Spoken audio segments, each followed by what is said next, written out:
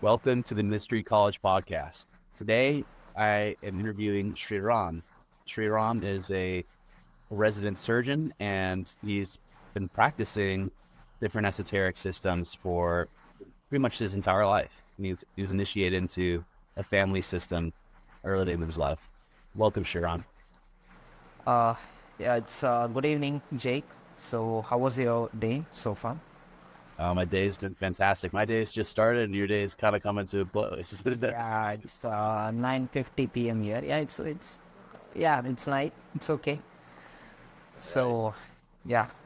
Yeah. So first I wanted to ask you about your childhood in relation to your practice. Like, can you share about your upbringing in a traditional priest family and how this environment may have influenced your spiritual path?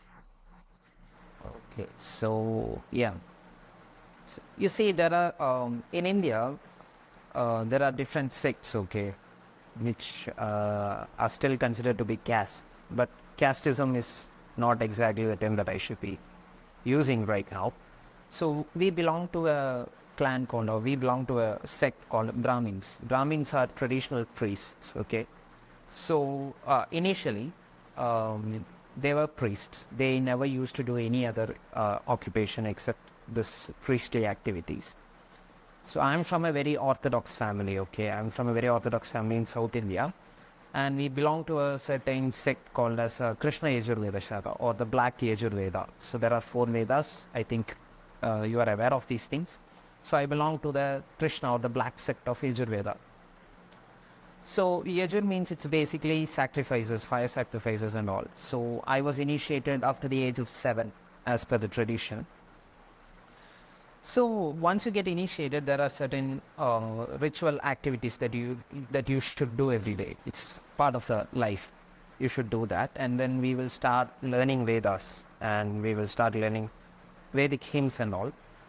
So initially, when I was initiated, you know what it was basically. I've been seeing that from my childhood. So I used to see my dad performing these things, and when my elder brother was initiated, I was seeing him doing these things. So it was all natural to me. But I never understood what they mean. Okay, I never understood what they mean. So when I grew up, when I reached my early teens and mid teens, I was asking a lot of questions. Why we are doing this? Why we are doing that and all. So my father, we had a lot of scriptures.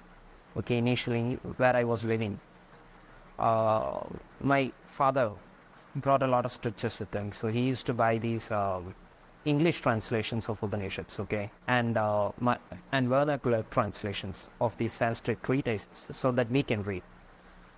So I started to read those things, and I started to understand them bit by bit, what these rituals are, what we are doing. So that is basically based on a sect called as Advaita Vedanta of Shankaracharya. So we belong to that group, okay? So it's basically monistic Vedantic school of Shankara. So this is based on, there are different sects in Vedanta itself. Vedanta means it is the end of Veda. So this is how it all started. So I was reading Shankara's works. So, but it never made complete sense to me. I never had a tradition where I can practice it properly, or I have a very solid practice. Later, when I was like 14 years or 15 years old, I was in high school. Yeah. And that was the time I came across Franz Paden. So how I came across Franz Paden is, I attended these pranic healing courses, okay, of Master Chow Sui. It's like Reiki. Pranic healing is another stuff like Reiki, you might know it. So he has mentioned works written by Franz Paden and works written by members of Theosophical Society, like Leadbeater, Rani Besant, etc. So I was into these things. Then when I found Baden, I knew that this is a solid system which I can practice. And then I also came across Golden Dawn. So the complete system of Golden Dawn is very complex. So it was too much for me at that point of time. It never made any sense. So I came across Modern Magic by Donald Michael Cragans, and I started practicing the Golden Dawn rituals along with Franz Paden's system. So it was at a later stage that I was initiated into what you may call as non-dual Shaivism or Advaita Shaiva. So I came across what you can say as a guru or a master, and I was taught these things. And then I started to delve deeper into the scriptures, like this doctrinal school of Shaivism. Like there are a lot of scriptures, not Vedantic, but Shaivite scriptures, okay? And there are, which are basically called as Agamas and Nigamas. So there are many such scriptures like Malini Vijayottara Tantra or Supravedadama. Then there is another one called as Mrigendra Adama, all this. Even within these Shaivite systems, there are different sects like dualistic, non-dualistic, partly dualistic and partly non-dualistic. So many systems. So each one has their own purposes. So the one I predominantly practice, even that I'm practicing now, is non-dual Shaivism. Okay, and it has been called as Kashmiri Shaivism, which is not true. I think it's a misnomer because every Shaivite sect evolved from Kashmir only, or that northern part, Nepal, Kashmir, and all these things are. So it's non-dual Shaivism, pretty much. So they have certain foundation texts which are translated into Occidental languages these days. One is Tantra Anubhav, another one is Tantra Sara, and Spandagariga or Pratyabhignana Hridaya. All these things are together called as non-dual Shaivite scriptures. Again, there are many divisions in it. I'm not going through it to make it complex. So that's that. Yeah. Can you explain what drew you to Vedanta in particular and how you relate to its non-dual philosophy in your practice or in your work?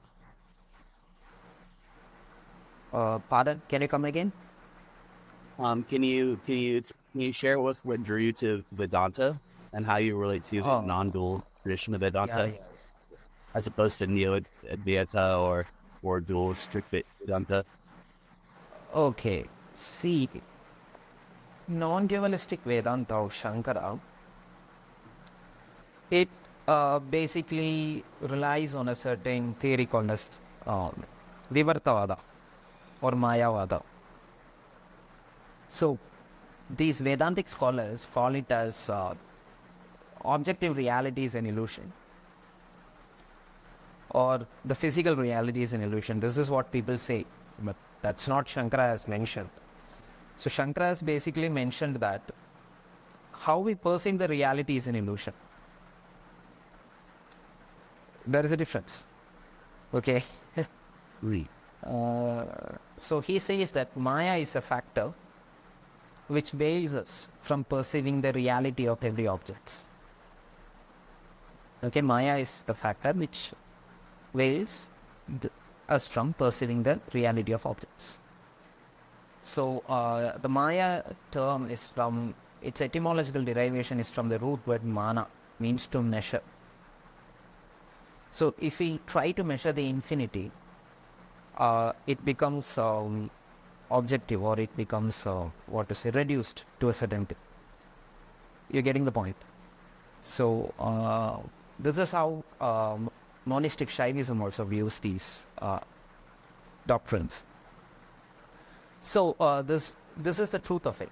But initially I was taught that the entire physical universe is an illusion. This is how I was taught. But this was wrong. I later understood when my knowledge in Sanskrit started to increase, I was able to find this out from the doctrines.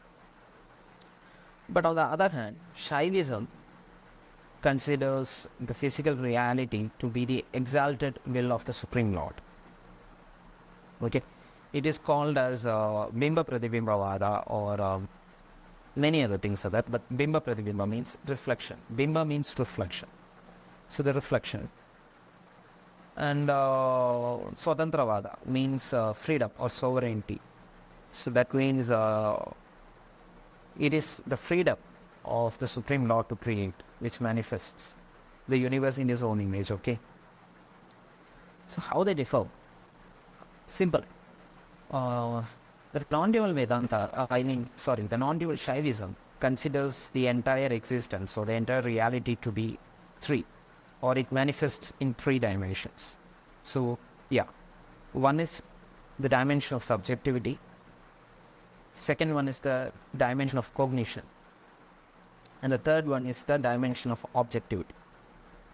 So it is called as Pramana, Prameya and Pramadritraya in Sanskrit terminology. So they consider the Supreme Lord to be pure consciousness, which is beyond time and space, beyond the limitations of the temporal constructs. So the consciousness manifests as subject, cognition and object. Subject, cognition, and object. Yes. So are you able to follow me here? As best as I can. Yes. Okay. So here the subject is the ultimate. Okay. He manifests the object in his own image. You're getting the point. So one way to understand this is, for example, this is how I tell everyone, okay, when somebody is getting confused with what I'm saying, and I will try to reveal this fact through a simple example. For example, we are looking at a red color. Red. So we are perceiving something called as color red. Okay. And there are a lot of meanings assigned to that one color red. For a communist, it is the color of revolution. Okay. It's the color of revolution. And for a warrior or for a soldier, it might be the color of blood. It might be traumatic food. And it is also the color of passion. The red rose signifies lust, passion, romantic attraction, etc. So, for each of them, the meaning differs. So, all these meanings are assigned to that particular object by us. Okay, so from a higher perspective, it's different. So, what I'm saying now is just try to understand the simple logic, okay? So, all these meanings are assigned by us. So, that's it. So, what is the reality of the object? Are we able to perceive the object as it is? No. We are not able to perceive the object as it is. We are not able to perceive the object without judging. We are judging the object based on our own pre-cognitive ideas or whatever that we have before. We are just assigning these ideas, but they are not the reality of the object. So, this kind of differentiation that we are making in the objective world is Maya. This is as per non-dual Shaivism, okay?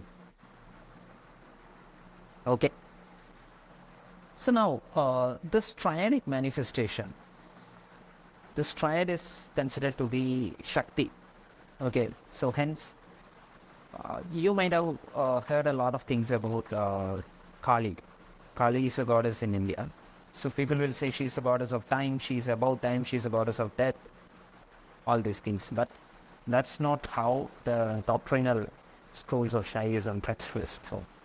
So Shiva is the consciousness, and Shiva manifests in 3 phases as subject, object and cognition. And these 3 manifestations are in the form of Kali. Okay, so that is Para, Apara and Para Apara. So Para means supreme. Para Apara means partly supreme and partly non-supreme. And Apara you can call it as infernal or something very gross, objective in nature. So the Para aspect is basically assigned to the subjectivity. Okay, and the Apara aspect is assigned to objectivity. And the Para Apara, which is in the middle, is assigned the dimension of cognition. So these are the 3 manifestations of the law. So if you look at it from not from an empirical view, but as a totality of existence, if you look at it, the entire universe is triadic in nature. Okay, entire universe is triadic in nature. So God manifests in triadic form, and universe is nothing but a reflection of the God. Okay, so these three dimensions are state of awareness as well. Okay, the dimension of objectivity is nothing but an outer awareness. Here the individual is completely ignorant about his own nature. Okay, he considers the external objects to be different from him. You Getting the point? Mm. Okay. So when he is rising from the dimension of objectivity and when he reaches the Parapara concept or the dimension of cognition, he realized that the outer objects also exist within himself. Okay? The outer reality also exists within it. You're getting the point? And again, he is rising above that aspect. He is reaching the para aspect or the dimension of subjectivity. So what happens there? The individual realizes that the outer objects are a reflection of his inner self. Okay? So here the external reality is one with his internal reality. So basically his awareness is going inside, he is going inward. Okay, at some point of time, the entire external objective awareness ceases and the inner awareness develops. At that point of time, the person realizes his true self, which is nothing that he realizes that he is the God. Okay, so again these three aspects manifests in a fourfold manner. In a fourfold manner. The subject, cognition and object manifests in a fourfold manner. So those fourfold along with these three manifests as 12 Kalis. So there are 12 Kali. Yeah, 4 into 3 is 12. Okay. So these processes are called as Utsheba, Vaksheba, Alangrasa, etc. Okay. See, what they mean is, one is emission. Kali means, the term Kali refers to the etymological, the root word is Kalana, means to throw, to emanate. To emanate. So what is she emanating? She's emanating or she's throwing up or she's projecting what is there in the consciousness.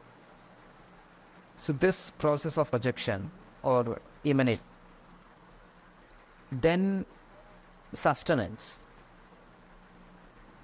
Whatever that has been projected or emanated has to be sustained. Okay? Then the withdrawal.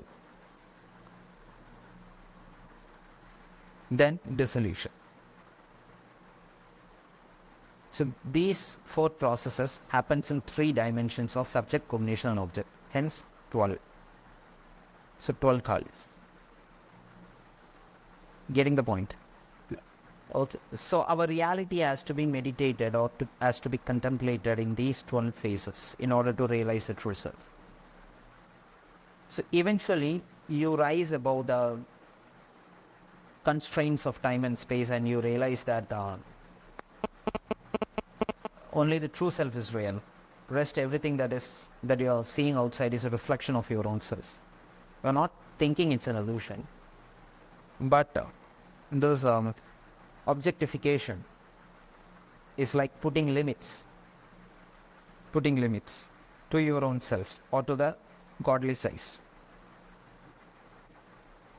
So what exactly happens is you will be able to understand that everything is a reflection of God and God alone. So this is one of the fundamental practices. And what's the title that what speaks to the totality of what that practice is? Is that called Kali Kula tradition, or what is it called exactly? No. Kali Kula, again, the Kali Kula tradition differs from one place to another. So I'm from the state of Kerala, where the Kali Kula tradition mainly is about Rurujit Vidana. Rurujit, there are 5 principal forms of Kali in that, okay? Rurujit, Dakshajit, Darugajit, then Rakta Kali, etc. are there. So that is one.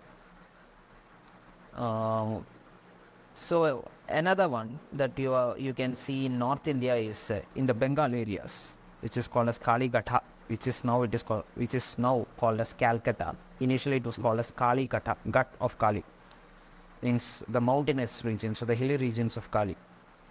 So there is a tradition called as Dakshina Kali. Dakshina means right, or it also refers to the south. There are certain Egyptian deities. There is a deity named Somdet. She represents the southern star of the Sotis, which is Canis Major. So she also represents something similar. So here we have 15 forms of Kali worship, which refers to the 15 waning phases of the moon. Okay, so that's one thing. So here I told you that there are 4 processes which happens in these 3 dimensions, which results to it. Here there are 5 processes happening in 3 dimensions. That is what Dakshina Kali tradition is. One more process is added. Yeah. So that is pure enlightenment, which is called as Bhasa Avastha. So after the withdrawal phase, there is a dissolution phase, which is the 4th process. And there is a 5th process which comes right before the emanation phase. That is the pre-manifestation phase. That is also added as pure enlightenment or Bhasa Avastha. This makes it 5. So 5 into 3 is 15. Okay. The ultimate reality is the 16th phase is Kali. So these concepts, the works written by Kenneth Grant tries to address these concepts, but their information on these doctrines are very less, or they don't have much knowledge about this. So they have written what they know about it. But yeah, sure, it's a good attempt to answer these questions. He has mentioned 16 kalas. So these are the 16 kalas. So these are the 16 manifestations of the divine, what I told you now. So even though it is not written in detail in those words, but it is giving some sort of idea or some sort of introductions. Sometimes it can be misleading, but they have tried to address these concepts from what they knew or from what they learned. So that's it. So another one is Srividya tradition, which basically addresses the Supreme Goddess Lalita Tripura Sundari. So she is also worshipped in 15 forms, and she also has a triadic manifestation, Bala Sundari Bhairavi. So the triadic manifestation is Bala is a little girl. Bala means little girl. Sundari is a maiden who has started her menstrual cycle. She is a maiden. Bhairavi is a menopausal woman. Okay. So that is a prawn aspect. You're getting upon it. So Hecate is represented, Hecate, a Greek goddess, she is represented as maiden, mother and prawn. But here, child, maiden and a prawn. Okay. So these 3 aspects refers to the subject, object and cognition phase only. Okay. Also creation, preservation, destruction. But the creation, preservation, destruction is not the right term, because that's not the right term. Much more better term is emanation, sustenance and withdrawal, which I have already explained. So this is how our tradition or almost all the systems view the mystical arts or the spiritual traditions or the spiritual initiations are viewed from this perspective. Yeah. Yeah. The triad. That's it. Yeah. So that's one thing. I'm wondering, where do you find there to be particular intersection between triadic thought and also the different manifestations of these godhead and deities with where certain passages of time and their different states of development? I wonder if there's intersection with that and any different type of traditions that are more Occidental or more Western, like the Hermetics or the Golden Dawn or other practices you may have explored. There are a lot of intersections, to be exact. There are a lot of intersections. One thing is, when I started practicing the Golden Dawn system, the Kabbalistic tree, which has 22 parts and 10 sephiroths, which makes it 32. 32, okay? So, how the 32 is seen in Indian tradition? It is called as Dvatrinshat Kala. So, there are mantras assigned to these deities, which are 32 syllables. Okay, you might be familiar with the work Key to the True Kubala by Franz Baader.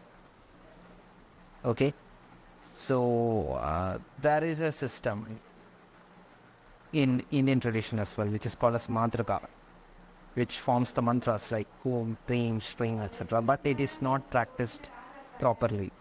People think that you repeat the mantra or chant the mantra for 1,000 times, 10,000 times, or 100,000, it will start yielding results. No, that's not how it works. It's a certain sophisticated system which you need to understand properly. Okay, so each of the phonings, just like how Key to the True Kabbalah is, there is a system in Indian tradition as well. This is one thing. And the 32 parts, which I mentioned a little earlier, it also corresponds to Indian system as well. So I have told you how the 16 manifests, right? 16.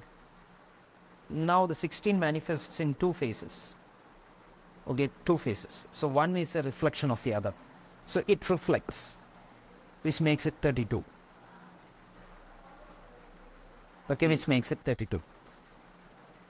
So how the 16 and the 32 comes into action is, you might have seen the pentacephalic form of Shiva with 5 heads, with 5 faces, Panchamukhi Shiva.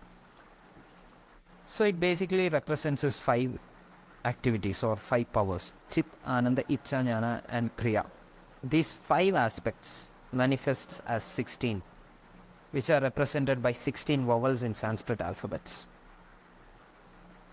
Okay? 16 vowels. So these 16 reflects or manifests, for making it 32. We are going deeper and deeper into this. Okay, it's the same with the Typhonian tradition of Kenneth Grant. Okay, and the Typhonian trilogy, like the Cults of the Shadow, the Night Side of Eden, etc., and Aleister Crowley and the Hidden Goddess, all these works mentions these aspects of the divinity of the 32 aspects. Okay, so the Kabbalistic tree, which is 32, the Cliffotic tree is also 32. Then there is something else. In Haitian Vodun, they call it as 32 crossroads or the 32 paths of the cross. This is something that you might not see in any works, written works.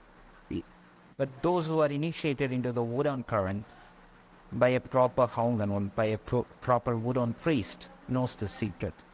There are 32 spirits that they work with. Okay, I'm not going deeper into that. There is a system which works with these 32 currents. It is also the same. You're getting the point? Okay. And then, yeah, these are the similarities that I found. Yeah. Because these are the principal parts that I have practiced, like Asian Vodun, Kabbalah, and then Indian system. And there's a very rich intersection between these different systems. And I hadn't thought of the implications of the numerology as well. And yeah, that's pretty immense. Pretty immense. I'm curious too about, well, I'll have to do some more podcasts with you, frankly, 'cause there's so much scope to cover. But for now, I'm curious about, like, as a surgical resident who comes from the lineage of Ayruvedic Vedanta, how do you integrate your spiritual beliefs with modern medical practices, or if there's sectionality?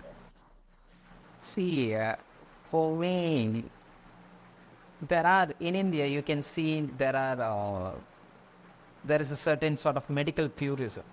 Like there is an Ayurvedic purism, and then there is a modern medical or Western medicine purism. I don't want to say it as Western medicine. I want to say it as modern medicine. So Ayurveda and modern medicine.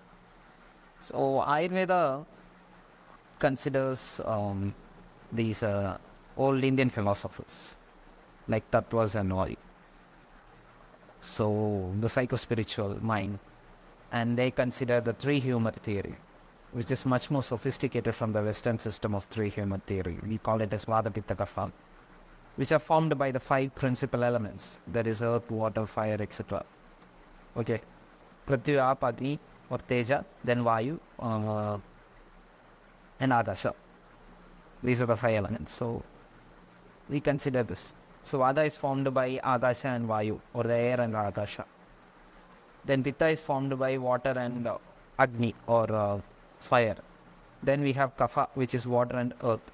So these are the principal building blocks of the body and mind. So again, the mind is composed of 3 principal elements, that is Sattva, Rajas and Tamas, all this is. But when you delve deeper into these Samhitas or these classical Ayurvedic treatises, and when you start looking at the modern medicine, you will be amazed. So there is this incredible surgeon named Sushruta. Okay, Sushruta. He is very famous. Australian Royal College of Surgeons erected a statue, his statue in front of their surgical school. And even in Chennai, where I am doing my residency right now, there is a very famous college named Stanley Medical College, which was established by the British people. There also you can see a huge statue of Sushruta. And in medical fraternities all over the world as considered him to be the first surgeon or first plastic surgeon. He is called as the father of plastic surgery in India. So if you look at his treatise named Sushruta Samhita, he has mentioned many surgical practices: rhinoplasty, oroplasty, chilioplasty, reconstruction surgeries. He has also mentioned surgeries for hydrocele and for traumatic injuries, suturing techniques, and then bandaging techniques. And without an X-ray, he classified fractures and dislocations. He classified dislocations into 6 types. He classified fractures into 12 types. Okay? You cannot classify it much more better than that. Even in this era, with X-rays and other investigation procedures, you cannot classify it much more better than him. Okay? And he has mentioned rhinoplastic surgeries, split thickness skin graft, full thickness skin graft. These are the 2 main skin grafting techniques currently available in plastic surgery. Then there are flap surgeries. Sushruta was not able to do flap surgeries, he has not mentioned. But one of the other things that I saw in Sushruta Samhita is that he has mentioned a lot of ocular surgeries. Okay? He has mentioned a lot of ophthalmological surgeries, which includes cataract surgery. So the Western people thinks that he was doing couching. There is a technique called as couching. These are all medical terminologies. He was not doing couching, he was doing extracapsular lens extraction, which is the current surgical protocol for cataract. Extracapsular lens extraction with intraocular implantation. That is one of the techniques done by modern ophthalmic surgeons. Some of them do laser cataract surgeries as well. That is much more advanced. But Sushruta had knowledge about extracapsular lens extraction, and he has documented it properly in Sushruta Samhita. So, I'm not claiming these things. They are all well documented and recorded. Okay, it's not a simple claim. So they were so advanced during that time. He was limited by the technological availability or the limitations in technology. That's all. Same goes for Charaka, who is considered to be the father of Indian medicine. So he has mentioned many conditions which are now mentioned in modern medicine, like, and there is a certain chapter named, I was reading this chapter a few days back, okay, named as Shota. Shota means generalized edema, edematous condition. So if I start talking about it, it will go little deep, it will become a medical talk. I don't want that to happen. So in that specific chapter, he has mentioned edema which arises due to cardiac failure in cardiac disorders. Generalized edema which arises in end-stage liver disease and in end-stage, that is CKD, chronic kidney disease. He has mentioned all these diseases in it properly. These are also not claims. These are well documented. So these people had an idea about all these conditions 3,000 years back. So these treatises were compiled during the 1000 or 1500 BC time. As per the archaeological evidence that we have, these were compiled during those days, like 1500 BC. This is the timeline. So they were doing all these things. So even though they talk about these 5 elements and how the body is made of the 5 elements and all, while the modern medicine might not agree with those theories, but both of them are same for me. They are looking at the disease from 2 different perspectives, that's all. Yeah. So what I understand is that we are not supposed to be a purist. We should be able to integrate these 2 sciences properly. That is, technologically we are far more better than those days. So we can use these investigative procedures to come at a proper diagnosis. And we need to understand how they are correlated in Ayurveda. Okay? And then we should give proper treatment for the patient. So such kind of integrated approach is necessary. Purism is madness. Yes. That's pretty phenomenal hearing about the history and that they had rhinoplasty and skin grafting and all these other things 3,500 years ago. And then they're only really limited by some technological challenges that we've only had up until we only had access to until very recently. Yeah. Pretty phenomenal. So I'm wondering too, like you, from my research, you actually have an upcoming book titled "The Heart of Supreme" by Ayruveda. Yeah. Can you share a little bit about that? Yeah, it was supposed to be the Falcon Books agreed to publish it, but it's now on a hiatus because I need to edit a lot of the chapters in it. I wrote that book in 3 to 4 months' time. Like I was preparing for my entrance exam for my PG entrance back in 2021-22. I was very staunch on joining surgical residency. I told my father that if I'm not getting a surgical residency, I'm not going to do anything. I'm not going for any other branch. He said, whatever the branch that you are getting, whether it's another clinical subject or a paraclinical subject, go for it. I was very staunch. I was very stubborn. I need surgical residency or else I'm not going. This was my answer. Okay. So that was a very tough phase. And then I wrote the exam and my rank list came and I was waiting for the allotment. So there was like almost 4 or 5 months of time. There was a gap before I joined the residence. So during that time I wrote this work.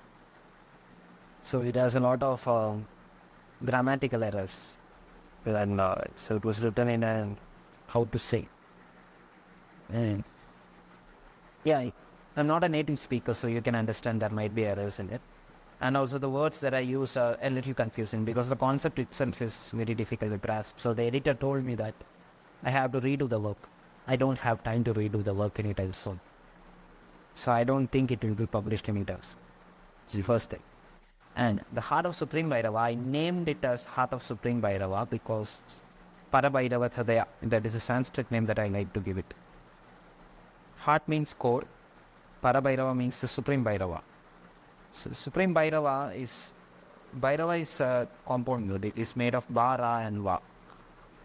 3 syllables. So Bharana, Rava and Vamana. Bharana means to sustain, to rule. Rava means, there are different meanings for Rava. Here it refers to emission or emanation. Rava means howling. So it's not emanation, my bad. It is destruction or withdrawal, Rava. And Vamana means to emanate. or the project. So Bhairava. So it refers to the triadic manifestation. So the heart of the triadic manifestation means this book covers all the major aspects of non-dual Shaivism. So I want to do it in a two-part, two-volume work. So the first volume will cover all the theoretical aspects of it. Second volume will cover the practical aspects of it. So I'm writing it in a manner where any person who has an open mind can study it and practice it properly. So I'm mentioning about the triadic manifestation. I have written about Kali and the various manifestations, all the 12 manifestations. I have described in detail. 3 manifestations of Kali, I have described it in detail. What is Shiva and Shakti, how they are one and same.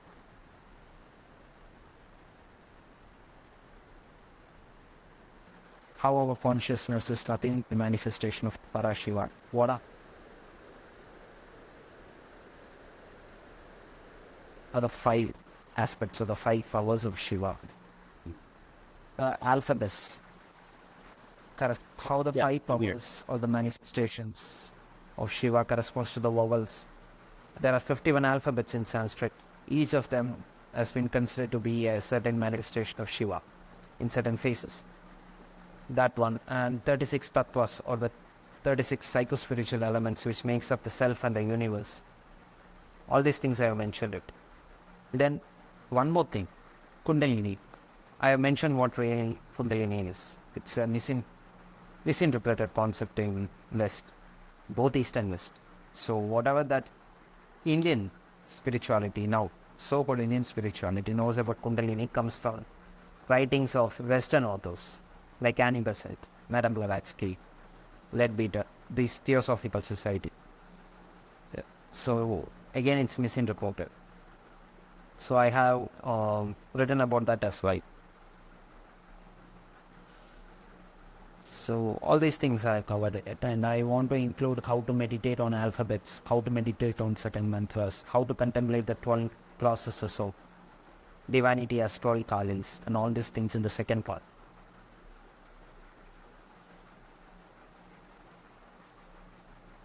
Yeah, that's a pretty phenomenal scope of work that you have in this book, this draft you have. So I hope in some time it's able to get published or an editor to revitalize it and make it accessible to the public. That'd be wonderful. But I understand that other obligations are perhaps more pressing, such as people's lives in surgery. Yeah.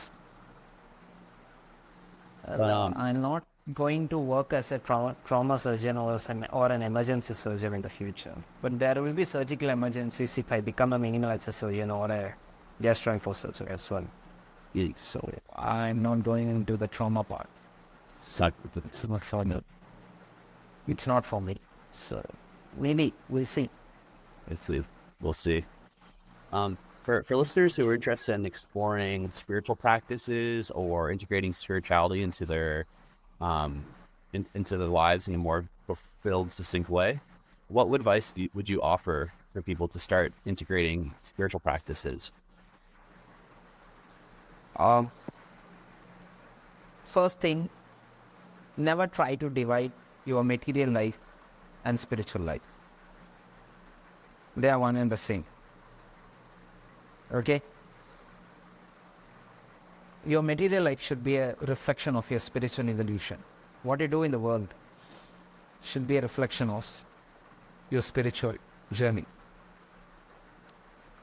You are sitting in a room, you are talking about Vedanta, you are talking about Kabbalah, or you are talking about the concepts of these things. You are talking about different sephiras, what they correspond to, or you are talking about Shaivism, what are the tattvas and how it corresponds.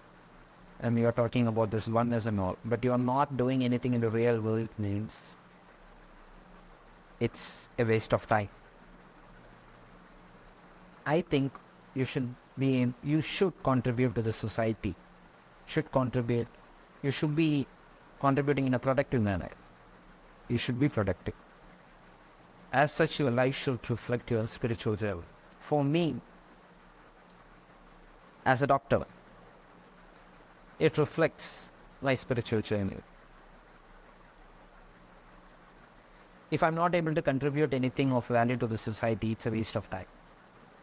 So the more and more I delved into these spiritual mysteries, the more and more my path became clear to me. And this is my path. I should do this. So first thing is that never try to divide spiritual life and material life. Both are one answer. Both should complement each other. Okay. This is the first advice that I would like to give. Second one, don't go behind masters. Don't go behind people who promises liberation and all. Instead,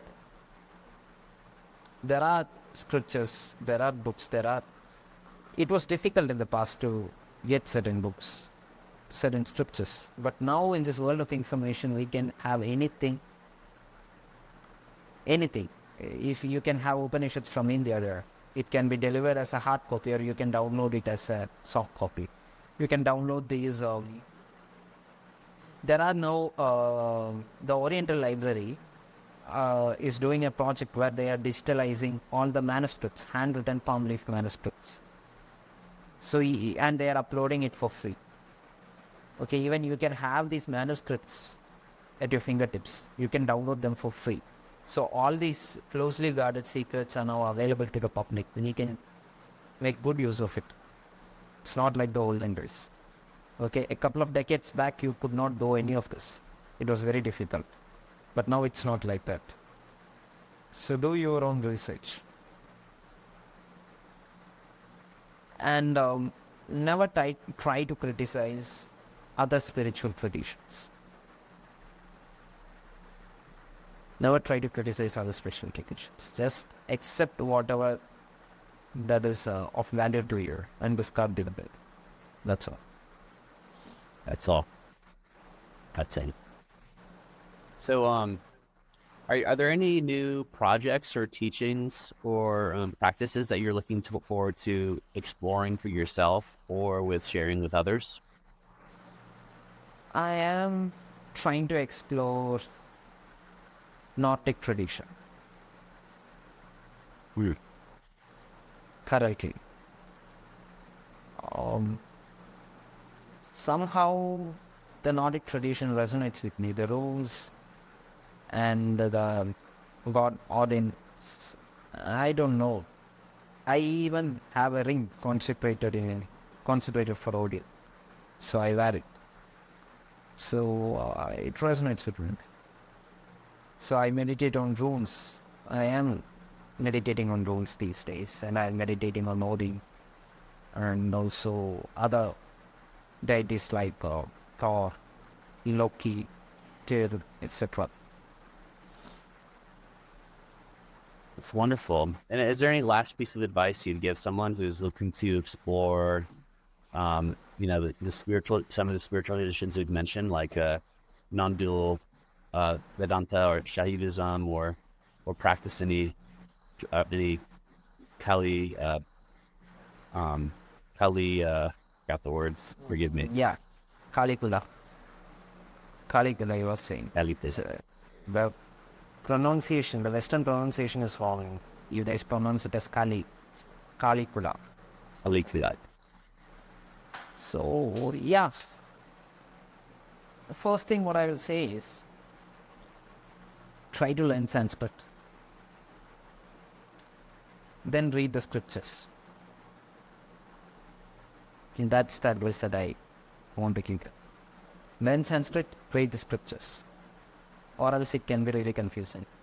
I've seen an English translation of this Tantra Yoga. This is the magnum opus work of a saint named Abhinavagupta. So it is considered to be our Bible of non-dual Shaivists. Okay, so the English translation is, oh my God, it broke my heart. And the translation was done by an Indian, and the translations were, what can I say, horrible. It was an appalling experience reading through it, honestly. It's better to stick with Sanskrit commentary. There is a Ayruveda commentary, which is also, and then there is a Hindi translation, which is really good, okay? The Hindi translation was done by an author named Paramahamsa Mishra. It's a really good one. So better learn Sanskrit and then read these words. That's better. These are all written in a manner where a person can follow or practice it in solitude. All these works are basically, see, there is a concept of guru, but in non-dual Shaivism, the guru is considered to be Bhairava himself, the Supreme God. Okay? And it manifests as the inner self. So, Abhinav Gupta said it as Swa-Atma Prakash Rupa, means the self reflecting nature. Swa-Atma Prakash Rupa, self-reflecting, self-illuminating nature of the self is Bhairava. Okay, that means that you are your own master, and that is the truth. So once you are ready, the secrets of the universe will reveal itself to you. Okay, I had somebody to guide me. That's a different thing. But still, if my book has been published in the near future or in the late future, whenever it is, let me tell you that book can serve as a starting point into these traditions. Then, if they want to further their knowledge and their practice, let them learn Sanskrit and then read the scriptures and practice directly from it. That's it. Beautiful. Thank you so much. And is there any way, or are you offering any services to the general public at this time, or methods of contact, or are you keeping that all? It's nothing. At this point of time, I can't do any of those things. Because it's really busy as a resident. It's going to be, especially the surgical resident. If you look at radiology or dermatology or any other branch or any other paraclinical subject, it's easy for them. They need to work from 9 to 4 or 9 to 5 and they can go home. The surgical residence is quite like, it's really tough. So yeah, one more year and then again there will be super specialty residency, and definitely while doing that there so some sort of subspecialty or a super specialty, I'm gonna do it. Simple as it. Excellent. Well, thank you so much for your time. We'll speak soon. Yeah, you're welcome. And what's the time then now? Oh, right now it's 9 a.m. 9 a.m. Look, it's 10:40 p.m. here. So have a good day and nice talking with you. I'm looking forward for more of these kind of conversations. Likewise. And thank